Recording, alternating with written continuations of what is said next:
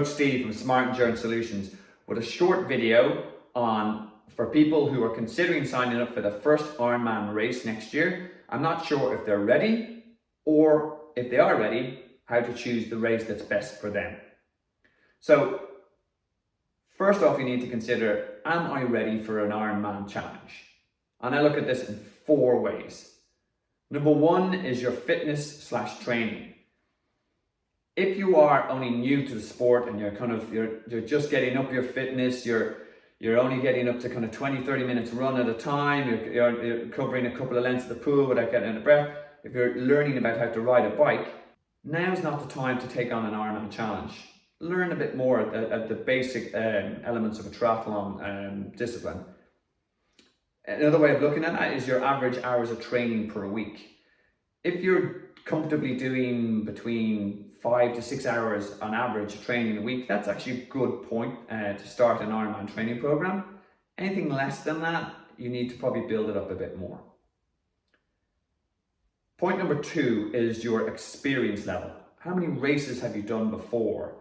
Would this be your first ever triathlon? Now, I know there'll be lots of people who post in the comments that, yeah, my first ever triathlon was my Ironman, and that's one way of doing it. For me, it's the wrong way, because you miss out on a lot of things. You put yourself under pressure to learn how to open water swim, transition, run off the bike.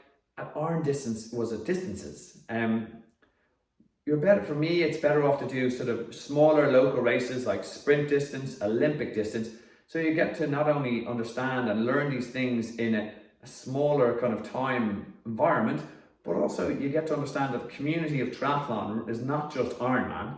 There's a whole layer of different races there which are equally as cool. Maybe not as challenging as an Ironman, but best to learn in these environments. Point number 3. What is going on in your life in terms of the timing going on in your life? Are you planning on moving house? Is a new kid on the way? Are you starting a new job? Are you finishing up your master's? If any of those things are on your radar for next year, those are red flags for me, because they are already going to steal a lot of the time you have available to train. And if you try to put an Ironman training block on top of that, that's going to be very stressful, and you might end up not making the start line.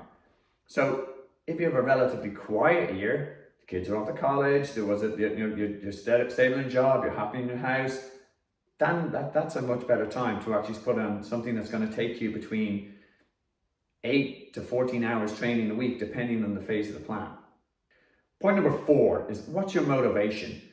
If doing an Ironman has been something you've thought about for years, you've always watched Kona, you've done a couple of races and you're hoping to build to that, and now you feel it's going to be the pinnacle of your triathlon career, that's a very powerful driver. And to be honest, that can actually overrule 3 of the previous points I've spoken before. But if your motivation is because your friend in the office did it and you want to be able to have the bragging rights, or if you just watched an Ironman that rolled into your town, I would do a little bit more research before you sign up for an Ironman. There's a lot to it in terms of training, a lot to it in terms of history, and actual skills you need to learn. Okay, we're going to assume that none of those 4 items threw up red flags and you're still watching. So we'll talk a little bit about what's involved in an Ironman. First off is cost. Doing an Ironman is not a cheap sport. Now, because start off the bat, the entry fee is over $800, and that's non-refundable. There's some elements you can transfer, but don't expect to get that money back if you don't make the start line. No matter what happens, Ironman is very clear in that policy. So bear that in mind, as in that's your sunk cost.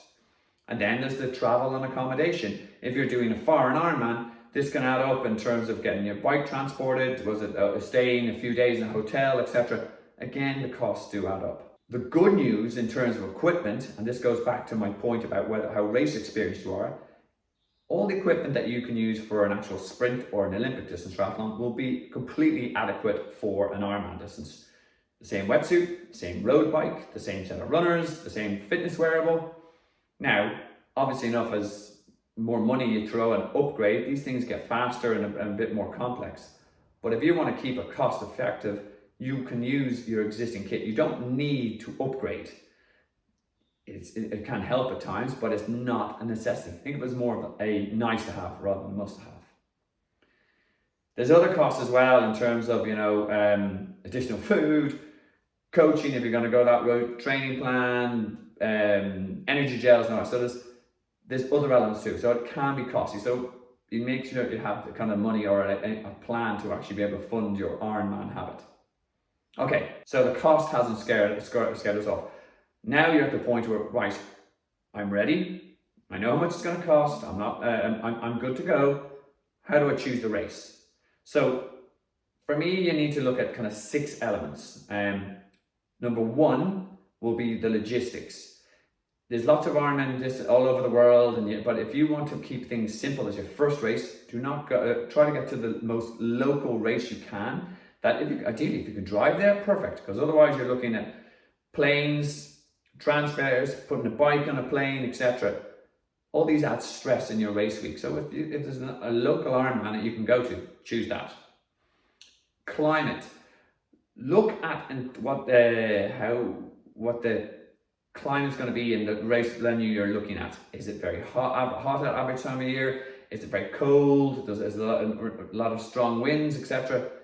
And work out whether or not those conditions work for you. If not, rule it out. If you don't race well in the heat, just go for a location that's going to be a little bit more mild. The timing is another factor you need to think about. If you look back from 2 to 6 weeks back from the actual race date, that's when you're going to really kind of heavy training load is going to happen for you.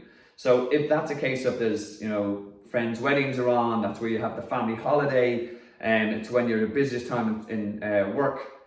Don't pick that race. Pick it where you'll have a little bit more flexibility around that really busy time. As I said, 2 to 6 weeks out from your race week. So again, just give yourself a bit of capacity. So we're all happy now in terms of the logistics, the climate, the train, and the timing.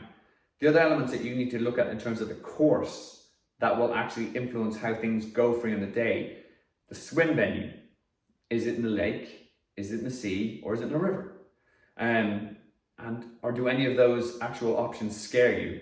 And if it is, if you're scared of swimming in the sea versus, but you're okay swimming in a lake, pick a lake-based swim. Also, it makes sense if you're nearby the sea and you're comfortable swimming there, then you actually pick a sea-based, race venue. The bike. An Ironman will tell you this in terms of the race description. It'll tell you whether the bike is hilly or it's flat, etc. For your first one, do not choose a hilly bike. You will still cover the 180k, 112 miles on cycle, but don't make it more difficult for yourself. Hills involve lots of are more tiring, etc. If you have an option of going for a flat bike course, choose that. The run, again, is the same as with your options, and the Ironman course description will tell you whether or not the run is flat or hilly. Pick a flat run if you can. There's no point in making this race, your first race, any more difficult than it needs to be.